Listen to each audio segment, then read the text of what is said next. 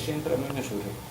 Cuando usted mira los indicadores de la economía cubana en términos de cuentas nacionales, el PIB, ¿no? Producto Nacional Bruto, cuentas nacionales que hasta un economista no marxista como Stiglitz dice que no sirven para nada. O sea, esas cuentas nacionales son inventadas y fueron inventadas tecnocráticamente para medir determinados comportamientos de la economía y de la macroeconomía. Pero cuando usted mira, por ejemplo, los niveles de crecimiento en esas cuentas nacionales de la economía cubana son muy débiles. Incluso muchos dicen, bueno, CEPAL dice que hay que crecer un 6% para desarrollarse. Yo también pongo en interrogante todas esas ideas. Porque la economía cubana crece poco, crece inestablemente, no crece suficientemente como quisiéramos. Y sin embargo, el desarrollo social cubano está colocado en los primeros niveles a nivel mundial. Entonces, bueno, algo nos está diciendo la experiencia cubana que nos lleva un poco a criticar la teoría del derrame, de que hay que crecer para que entonces el pastel se pueda distribuir mejor, ¿no? Y que entonces, algo a mí me dice la experiencia cubana que hay que pensar, que hay que repensar ese problema. No quiere decir, por supuesto, que todos no crezcamos, no querramos que la economía crezca para que se pueda distribuir más, pero las economías pueden crecer y la distribución puede ser terrible, y entonces esa ecuación es la que yo no comparto a la hora de aproximarnos a esto como utópico, a las utopías de la revolución, de la revolución cubana. Si no hay prosperidad para todos, tal vez es más justo que busquemos otra categoría a la hora de definir el proyecto que queremos construir. Les repito, lo cual no quiere decir nada de eso, lo cual no quiere decir que nosotros estemos preocupados desde las ciencias sociales, desde la sociología, con que están surgiendo bolsones de pobreza, con que se está generando inequidad, o sea, que están apareciendo en la sociedad cubana procesos que no son parte de la utopía, sino de las condiciones adversas que se han tenido que desarrollar en todo eso. Me gusta que Sotolongo haya hablado, porque a mí me dicen, ¿qué opinan los cubanos sobre algo? Yo digo, yo no sé, los cubanos, aquí hay muchos cubanos que pueden opinar distinto a lo que yo estoy diciendo, le estoy trasladando mi opinión. Sotolongo trasladó la de él. Mire, hay que estudiar todas las experiencias. Y en Cuba se han mandado compañeros técnicos, profesionales, políticos a estudiar la experiencia china, a estudiar la experiencia vietnamita, que tal vez parezca un poco más cercana por la magnitud del país, las economías, todo eso. Pero yo soy de los que creen que el gato sí importa qué color tenga. Con todo respeto por lo que dijo usted, yo creo que sí importa qué color tenga el gato, porque muchas veces cayéndole atrás a los ratones, un gato de cualquier color, o negro o blanco, no importa, también puede desviar su rumbo. Y aquí voy a un proverbio chino, también chino, que dice, el paso más largo, el camino más largo comienza con el primer paso, pero hay que saber bien a dónde se quiere llegar.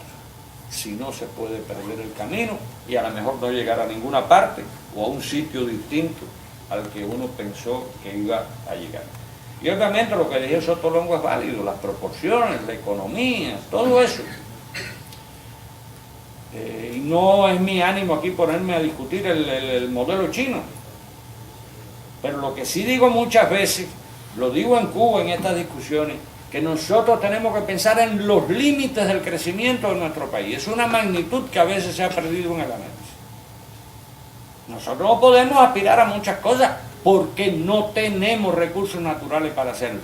Ni tenemos la disposición de China para salir a buscar materia prima, mano de obra barata en el mundo. No, China puede hacer eso. Nosotros yo creo que aunque lo pudiéramos hacer, no deberíamos hacerlo. Son otros conceptos, pero bueno, es mi propia aproximación a este tema. Les repito, y con todo respeto, porque ciertamente es una discusión complicada y se da mucho en Cuba, ¿no? El socialismo de pobreza, cuando yo digo en Cuba, todavía el socialismo no lo ha construido, estamos en una transición socialista, en condiciones muy difíciles y en un país concreto, específico, situado en una geopolítica, con una cultura diferente, o sea, muchas cosas que hacen que permanentemente pienso que haya que defender la autoctonía de lo que hacemos, socialismo, como dijeron los chinos, con características chinas. Bueno, nosotros tal vez tendremos que decir, sí, socialismo con características cubanas. Pero creo que es un tema que con toda franqueza hay que meditarlo un poco más. Respecto a lo que dijo Sotolongo, yo coincido mucho con él y coincido también con los problemas de que los jóvenes se parecen más a su época que a sus padres, ¿no? Eso es cierto. Yo, a diferencia de Sotolongo, yo clasifico las generaciones políticas en Cuba no en tres, tengo una clasificación diferente. Y en todas estas discusiones he vivido experiencia con jóvenes, alguna experiencia interesantísima con los jóvenes, algunos jóvenes que dicen, hey, yo no digo que no quiero construir el socialismo, yo lo único que pido es que me digan en algún momento, que me pregunten cuál es el tipo de socialismo que yo quiero construir. Bueno, probablemente ese sea un joven que no haya participado en todas estas discusiones, porque de alguna manera en esta discusión de eso se volvió una y otra vez. Pero si nosotros miramos la revolución cubana en el long durée, nos vamos a encontrar probablemente una experiencia de 5 o 6 generaciones políticas coincidiendo en un solo proyecto. ¿Correcto? Entre otras razones porque la generación que hizo la revolución eran jóvenes. O miramos quién era Fidel Castro, 33 años, Che Guevara, Raúl Castro, Armando Jara. Y esa generación joven tuvo la capacidad no solo de hacer la revolución, sino de congregar las generaciones anteriores y formarlas posteriores. Usted, creo que el embajador, yo, Carlos Sotolongo, somos fruto de eso. ¿No? De cómo la revolución nos involucró sistemáticamente, pero eso se ha continuado haciendo de generación política en generación política. Ya, yo no sé, yo me autoclasifico como lo que algunos llaman la generación guevarista, para definir los que entramos a hacer política y a formarnos en la etapa heroica de los 60, los 70. Después yo digo que hay otra generación, que es la generación de la revolución institucionalizada, que es la que empieza a hacer política a partir de la aprobación. Yo digo sí, tres, me refiero a una sociológicamente. Sí, no, yo sé, no, sociológicamente hay quien dice que ni siquiera tres, que las generaciones son cada 30 años. Tú dijiste ya no existe. Generaciones políticas, porque tenemos sociabilidades diferentes. La generación de la revolución institucionalizada, la histórica ya sabemos cuál es, por supuesto. Yo digo que hay otra generación que es la del periodo especial. Correcto. Hay otra generación que a fuerza de no encontrar otro término más preciso, algunos llamamos la generación de la batalla de ideas, porque fue toda la generación que fue convocada una vez más por Fidel a participar en la batalla de ideas que se desarrolló, por supuesto, en Cuba en los comienzos de este siglo. Y de hecho está entrando otra generación ya a hacer política. Tal vez algún día digamos, estamos en presencia de la generación de la actualización. Porque la actualización no empezó ahora, la discusión de la actualización, como ya dije, empezó en el 2007, 2008. No, alrededor de eso. Y hasta ahora ha habido la sabiduría de que esa dinámica intergeneracional se haya mantenido con una orientación, con un proceso, con un norte, con una utopía, como querramos llamarlo. Tal vez los problemas que tengamos que resolver, pienso yo, son otros. Pero fíjense, cuando la desaparición física de Fidel Castro, o su paso a la inmortalidad, que como yo creo que valdría tal vez la pena mencionarlo así, quienes lanzaron la consigna "Yo soy Fidel", no vino de los viejos, no de los jóvenes, vino de los jóvenes. Los estudiantes del instituto donde yo imparto clase, el Instituto Superior de Relaciones Internacionales, se autoatribuyen haber sido los que salieron con esa consigna. Yo no sé, lo hicieron, pero ellos dicen, nosotros fuimos los que empezamos y fuimos entonces a movilizar a los estudiantes de la FEU. Yo no sé si realmente fue así o fue una conjunción de cosas. Pero eso ni lo dijeron los viejos, ni lo dijo el partido, ni siquiera la dirección de la Juventud Comunista. Y se hizo la consigna de todos los jóvenes cubanos. Pullover, pintada, y eso acompañó todas las exequias de Fidel a lo largo y ancho del país.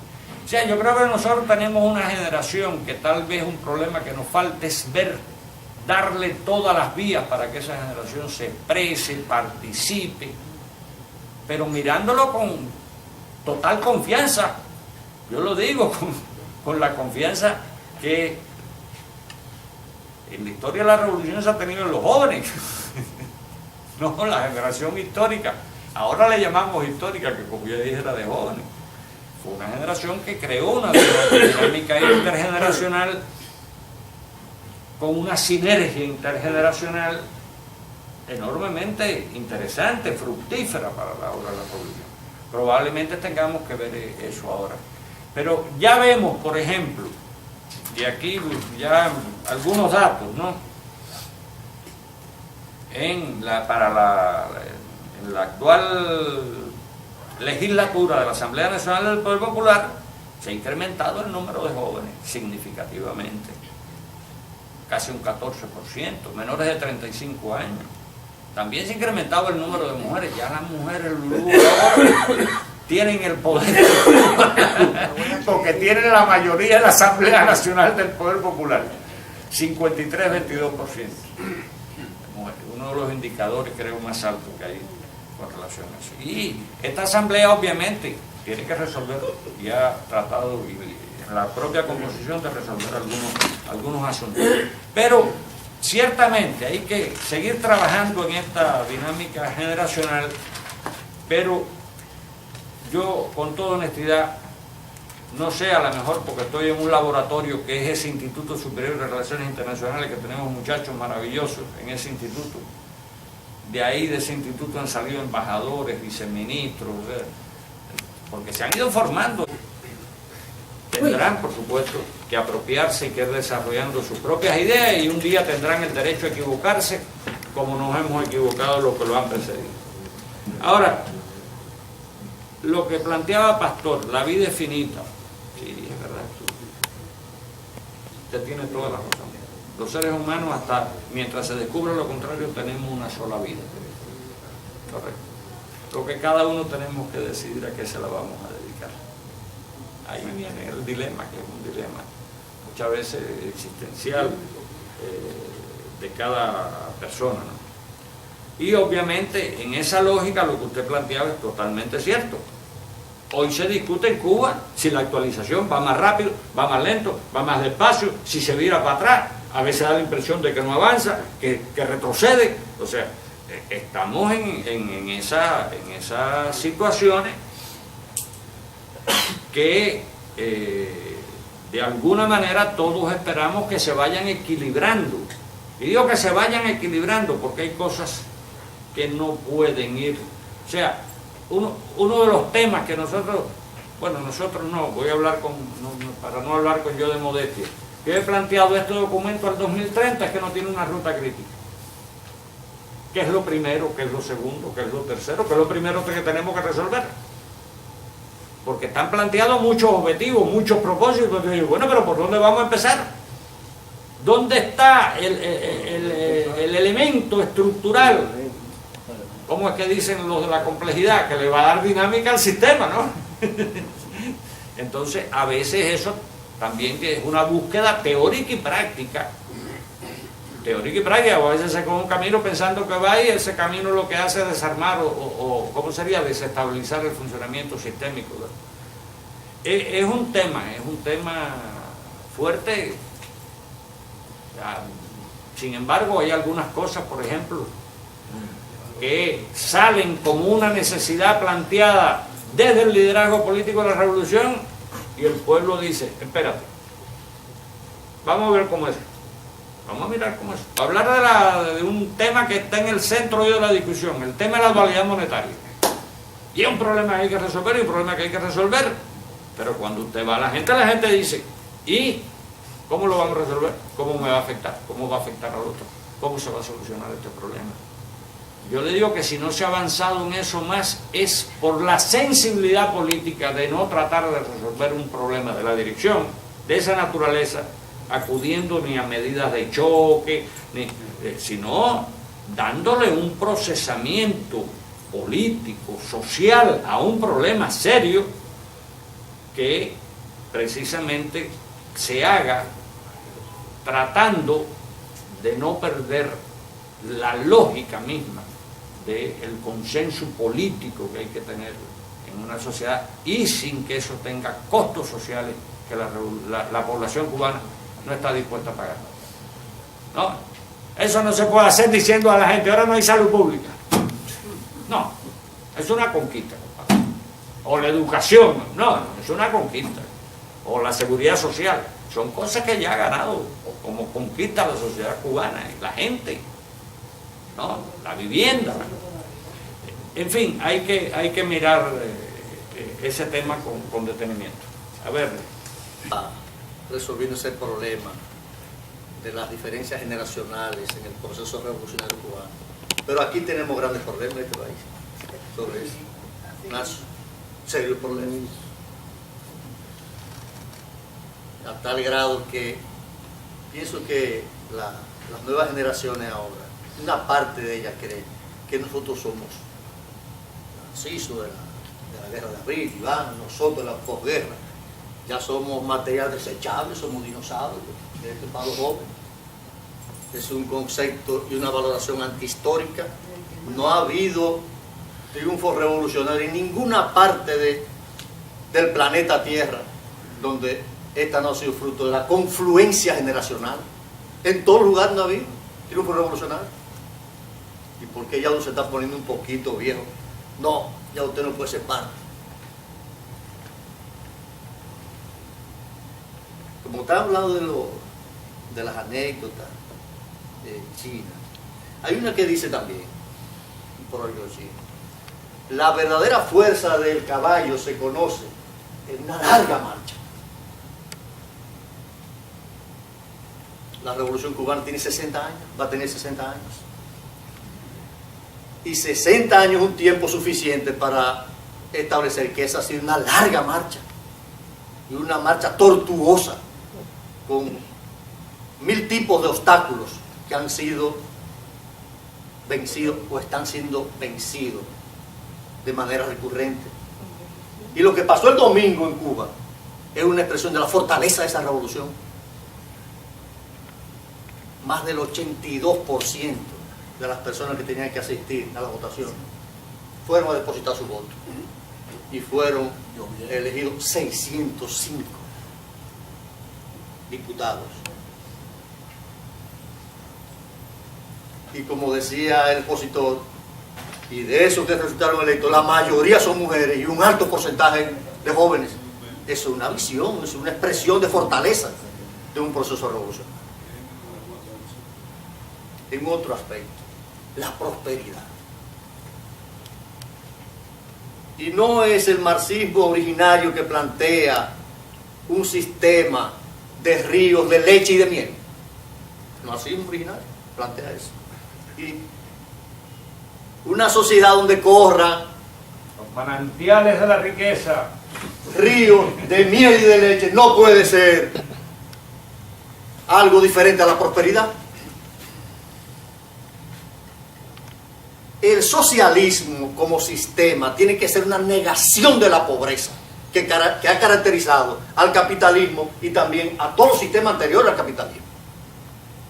Ahora bien, esos niveles de prosperidad están influidos, están determinados por situaciones muy concretas y muy particulares que son las que ha vivido Cuba, que no las ha vivido China,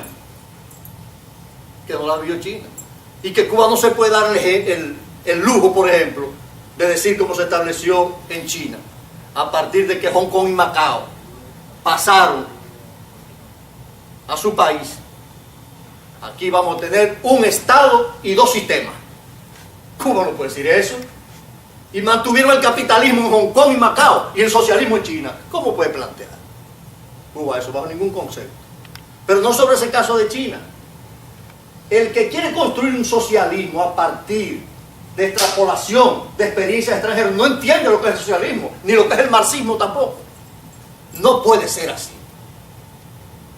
En cualquier parte donde triunfa la revolución, y pienso que va a triunfar en la mayoría de los países, y hasta en todos los países, tiene que construirse un sistema social y político socialista, partiendo de sus particularidades fundamentalmente, sin obviar las experiencias que ha producido todas las experiencias anteriores del socialismo y del capitalismo también. Y del capitalismo también. Termino diciendo que este tipo de diálogo, este tipo de intercambio, no debieran quedarse aquí en la capital entre 20 o 30 gente. Y se ha hecho es que cuando Marx dijo esa frase, corran los manantiales de la riqueza, etc., no había pensado suficientemente en los límites de la naturaleza. Tal vez, no. Todavía no teníamos los problemas que tiene el mundo de hoy desde el punto de vista ecológico, etc. Los límites del crecimiento, como se empezó a plantear desde los años 70. Y yo creo que pretender mirar la prosperidad desde la lógica de lo que el capitalismo le da a solo una parte de la población y de la humanidad, nos quedamos sin planeta. Se acabó el planeta Tierra. Necesitamos 4 planetas Tierra. Entonces, yo creo que un proyecto socialista orientado al futuro, si usted quiere socialista comunista, tiene que tomar en consideración en el siglo XXI, hacia el futuro, una dimensión que, por supuesto, Marx, con toda su genialidad, no podía mirarla y preverla a mediados del siglo XIX, ¿no? Con una humanidad ahora que cada día crece, tiene más población y tiene más problemas que resolver y más fragilidades ecológicas. En fin, la dimensión socioambiental, ecológica, yo creo que hay que revalorizarla en los proyectos socialistas de ahora, del siglo XXI y del XXII. La otra cuestión, ¿cómo está resolviendo Cuba el problema de los jóvenes? Yo no digo que el problema esté totalmente resuelto. En Cuba tenemos jóvenes que piensan así como algunos dominicanos. Y en Cuba tenemos también personas de otras generaciones que no confían en los jóvenes. Tenemos esa combinación, ¿correcto? Y obviamente eso es soluciones prácticas, o sea, no se trata de tener claridad teórica o de qué es un problema a resolver. Eso hay que ir buscando soluciones prácticas y muchas veces soluciones prácticas muy colocadas en otro tema que los sociólogos y sobre todo algunos centros cubanos discutimos mucho. No podemos hablar de una juventud. En Cuba hay muchas juventudes. El concepto de juventud no es solo, no lo podemos reducir a lo etario. El concepto de juventud no es lo mismo una juventud que está un estudiante universitario, que un joven campesino, que un joven militar, que un joven que está en una fábrica, o que un joven que producto de la situación está viviendo, no digo en solución de marginalidad, porque en Cuba es otro concepto a discutir, pero está viviendo en situaciones complicadas para la reproducción de su propia vida y su propio. O sea, hay que hablar más en términos de las juventudes y eso requiere, por supuesto, respuestas mucho más específicas, mucho más concretas que en algunos casos se están buscando. Problema, por ejemplo, la descampesinización en Cuba. Es un problema.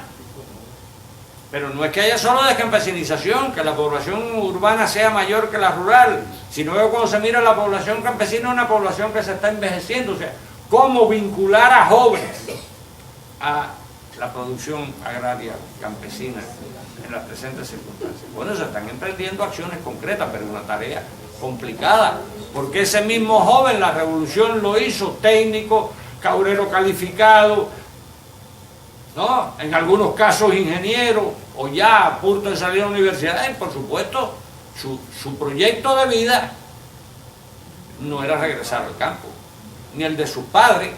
El del padre era que el hijo se superara y que saliera. Son problemas concretos, pero le digo, eso hay que irlo viendo en cada sector juvenil específicamente. No se puede hablar así, bueno, este problema lo vamos a resolver. El problema de la juventud, no, hay que discutir el problema de la juventud. El problema de las mujeres, de las jóvenes mujeres, no es lo mismo. Tenemos en Cuba también un problema que lo estamos discutiendo y que se ha venido revalorizando mucho. El tema de que también tenemos que ver los componentes mal llamados raciales, pero tenemos que poner los problemas, tenemos que ponerlo también en la agenda. ¿Por qué? Hay problemas que a veces florecen como la mala hierba y la vemos en la sociedad. Por fortuna ahora, por ejemplo, mirando, yo creo que ya hace un tiempo que esto se está haciendo, también se dieron los datos de cuántos negros y mestizos están en la Asamblea Nacional del Poder Popular.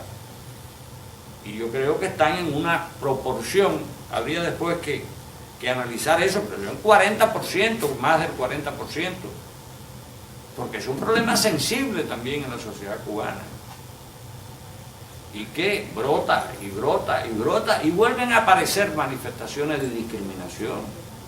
Y hay que estar permanentemente también en esa lucha. O sea, ahí es donde yo creo que hay que afinar el lápiz, para ser franco. O sea, eso no se puede hacer con brocha gorda. Eso hay que ir viendo este sector juvenil, el otro, aquello, el otro, y buscando soluciones prácticas que permitan esa articulación intergeneracional y a su vez inter o multisectorial de las juventudes cubanas de hoy proyectado al futuro. No porque la revolución, no porque la idea del socialismo en Cuba, que yo militantemente defiendo, sino porque sea mala, sino porque no tiene las expectativas de consumo que tienen efectivamente. Entonces, hay alguna generación de la disidencia, de grupos que no están de acuerdo con el sistema actual, porque quieren vivir en los Estados Unidos, quisieran que Cuba fuera como los Estados Unidos. Yo estuve aquí en la Academia de Ciencias a un intelectual cubano que lo protegí, porque el de Cuba hay que protegerlo, y resultó ser un anticomunista porque él no puede vivir en Cuba como vive en los Estados Unidos desde el punto de vista del consumo. Entonces yo le hago esa pregunta, no le voy a hablar del envejecimiento de la población, porque ya es tema de otra conferencia. Segunda pregunta, si el marxismo tiene vigencia, yo le quiero preguntar si para ustedes tiene vigencia y dónde se enseña y cómo se enseña el marxismo.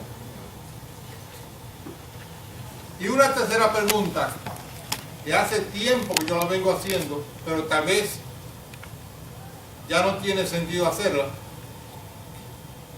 es si se hubiera podido integrar más personas a lo que usted ha llamado la revolución, al sistema socialista en Cuba, dividiendo el partido en tres: el Partido Comunista como lo conocemos hoy, asumiendo la idea de que puede haber ya agotado en parte su existencia, haber agotado su finalidad, en parte su sentido, dividido en esto, que se queda como está, en un partido socialista marxista-leninista y partido marxista-leninista y otro partido socialista, nada más. Porque en Cuba no todas las personas tienen el mismo grado de conciencia. Y según mis propias experiencias, allá y aquí, hay personas que quisieran que la cosa fuera un poquito más edulcorada, un poquito más de agua. Con esta expresión jocosa quiero decir que le tienen un poco de temor, no se sienten a gusto en un partido doctrinario. Esa es la pregunta que yo quiero hacer. De si hubiese sido provechoso y hubiese sido propagandísticamente conveniente para hacerle frente al imperialismo, y a la campaña de desorientación de la prensa imperialista. Haber dividido a tiempo el Partido Comunista en 3 partidos diferentes. En Cuba la necesidad de un partido único para hacer la revolución y de un partido unido para hacer la revolución no la inventó Fidel Castro. Fue la necesidad que la visualizó José Martí a fines del siglo XIX. O sea, la necesidad de la unidad para cumplir estas otras utopías, todas estas luchas, todos los problemas, están muy en la raíz de la historia del pueblo de nuestro país. Y en esa historia también está la amarga experiencia de todas las veces que los revolucionarios y el pueblo cubano se dividió en sus luchas. De forma tal de que hay que ver ese sedimento histórico a la hora de comprender este asunto.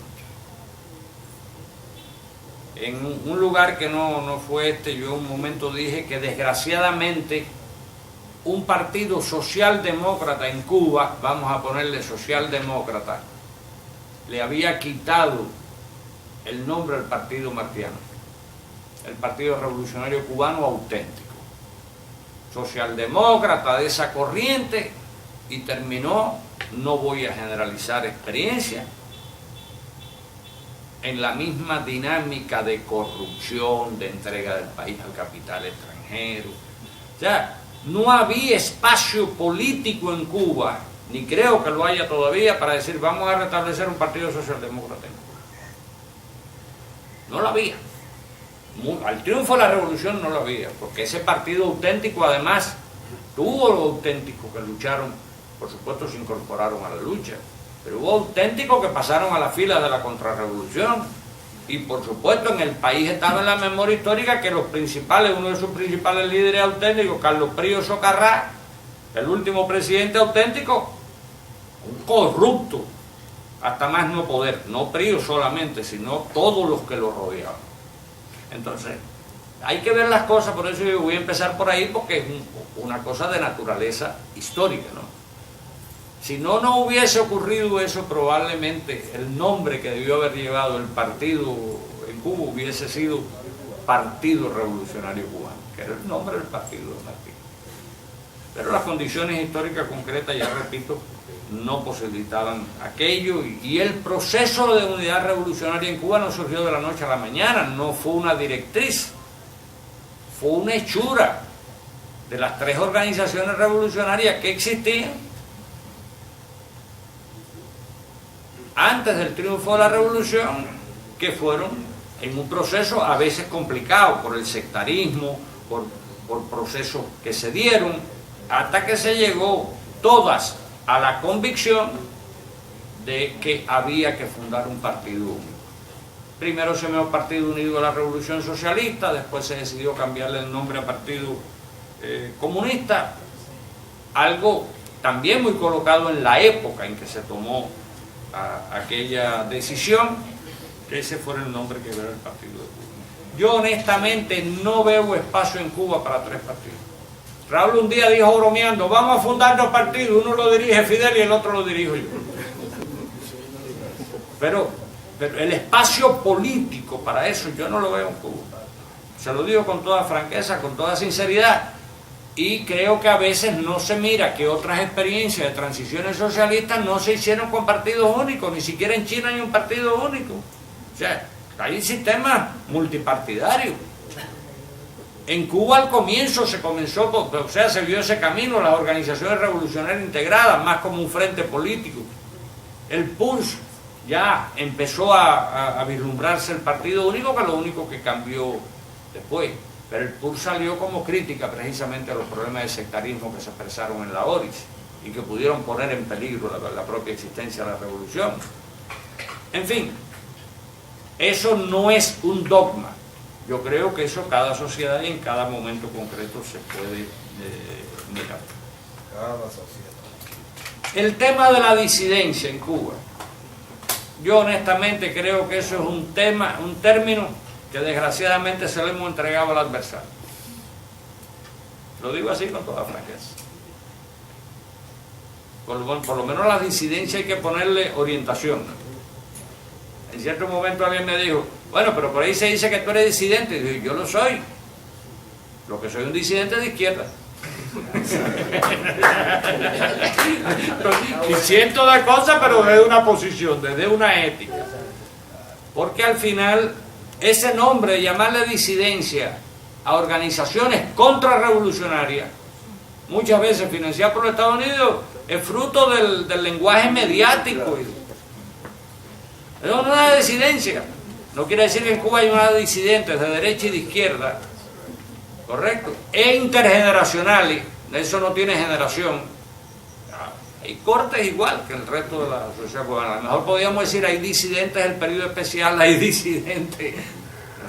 Pero a mí me llama la atención en las pocas organizaciones que existen en Cuba, de esas que se llaman disidentes y que reciben mucha propaganda internacional, que no tienen un proyecto para la sociedad cubana, no tienen un proyecto de futuro. Su proyecto es el retorno al pasado.